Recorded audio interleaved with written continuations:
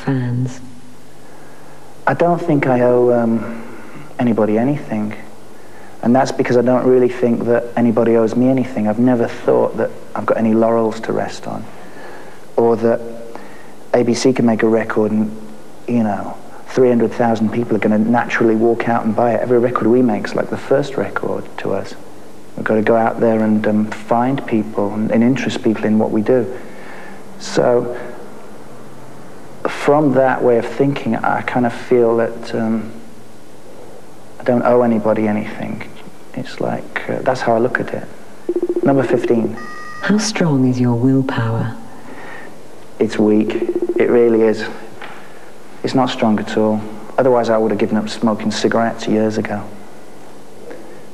Yeah. Occasionally it's strong. Occasionally my willpower flexes its muscles, but day to day it tends to be pretty weak. Number 9. What has been your most glorious failure? I once had a perm. That was a glorious failure. Yeah, I had this really long hair in about 84, I think it was, and I wanted to change drastically. So I, had this sort of corkscrew perm. And it was okay for about 35 minutes, and then I started to look like Robert Plant from Led Zeppelin like this. That was like a magnificent failure. That was great. Yeah. 16. You are a Dalek. Who do you exterminate? The Cybermen, I think, or Doctor Who. I don't like the new Doctor Who very much. I'd blow his head off straight away. Yeah, Doctor Who. I'd get him sorted out, no problem. Number 6. Who would you stand next to in the Hall of Fame? Ooh. Who would I like to stand next to? I guess Elvis Presley. I'd like to see how tall he was. Or William Shakespeare.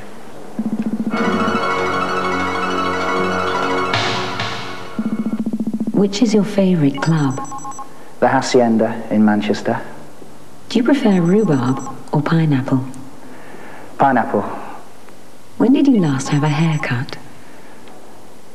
I last had a haircut when? About 2 weeks ago at Vidal Sassoon's in London. Were you breastfed? I think I was, yeah. I'd have to ask my mum about that. I can't remember that far back. Yeah, I think I was. Who is your favourite designer? Nick Coleman. Who is your favourite film director? David Lynch.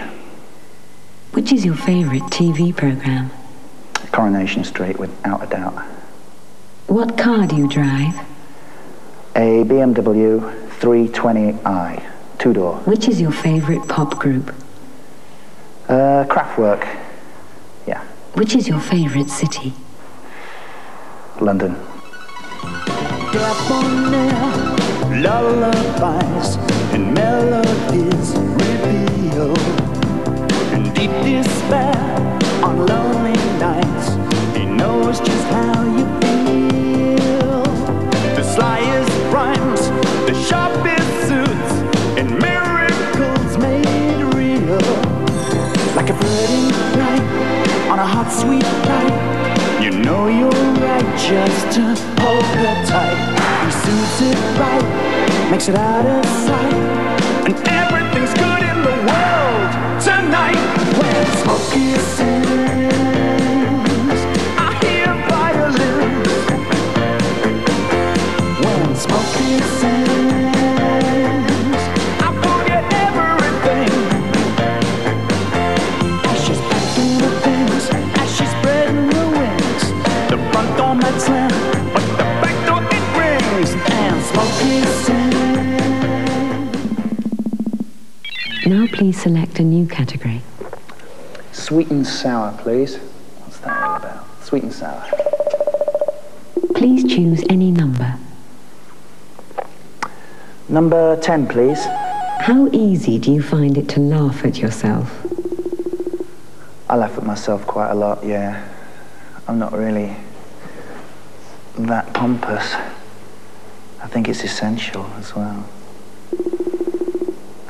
the day you lose your sense of humour, you lose your mind.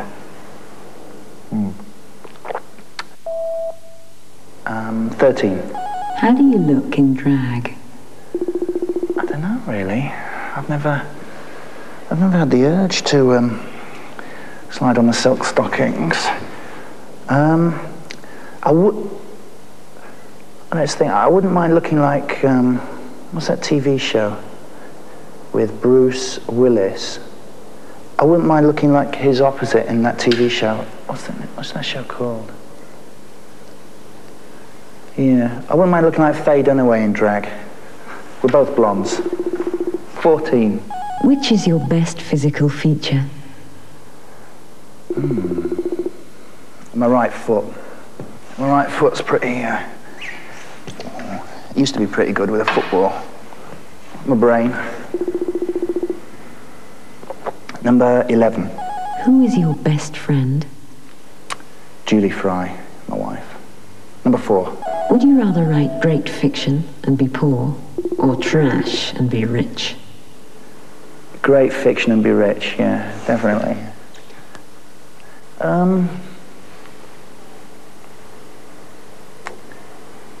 There's a lot of trash that's great fiction, ain't there, really? And there's a lot of supposedly great fiction that is rubbish. But, yeah, I'd go for the blockbuster, definitely, if I was sitting at a typewriter.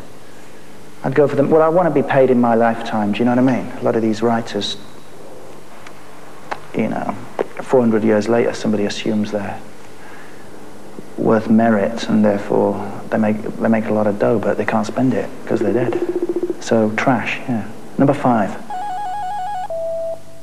Are you moody?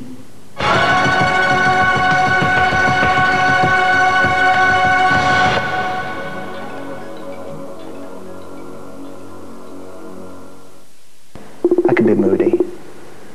I tend to sort of oscillate, is that the right word? So when I'm happy, I'm very happy, and when I'm down, I can get, you know, very down for a little while.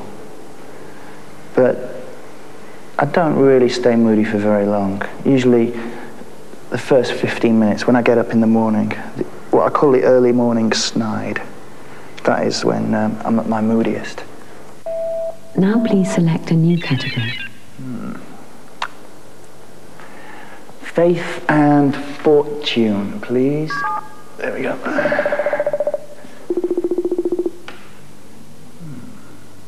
Please choose any number. 7, please. How optimistic are you about the future of the world?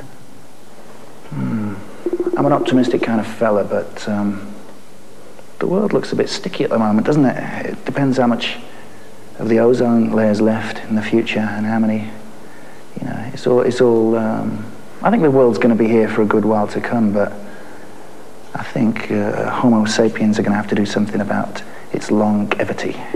Number 6. Have you ever been to a fortune teller? I daren't go to a fortune teller because I like the future to be as a surprise, as much of a surprise as it can be. So, and I think I believe in like psychics and stuff, but won't admit to it. So I'm reticent about going to see a fortune teller in case I find out something I might not want to hear. Number 9. What is your vision of heaven?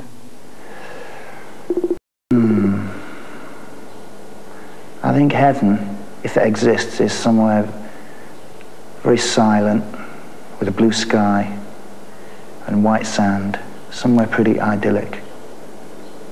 I think heaven's the kind of place where you can just spend a lot of time with all your friends.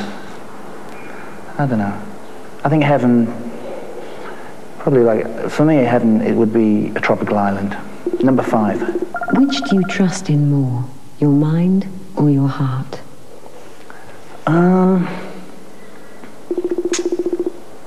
My mind or my heart? You shouldn't really trust your heart, you know, because it can be fairly erratic where making judgments is concerned. Then again, so can your mind. So I trust neither, really. Trust intuition. Intuition. Number 10. If you were a ghost, who would you haunt? I'd be like the ghosts in Beetlejuice. I'd haunt the people that moved into my house after I'd died. I'd get them out fast with, you know, with a lot of psychic behavior. You know, moving furniture around, stuff like that. And if that didn't work, I'd take it a stage further. Number 8. Name 3 great things about being you. I don't know, really. I'm 6'2". That's a pretty good thing when when you need to see over people's heads. But it's not a great thing when you've got to climb under things. So that ain't bad, being tall. And I'm fairly modest. So modest is a virtue. And since I'm modest, I can't give you a 3rd great thing about myself. I'm too modest to give it you. Now please select a new category. Bread and butter, please.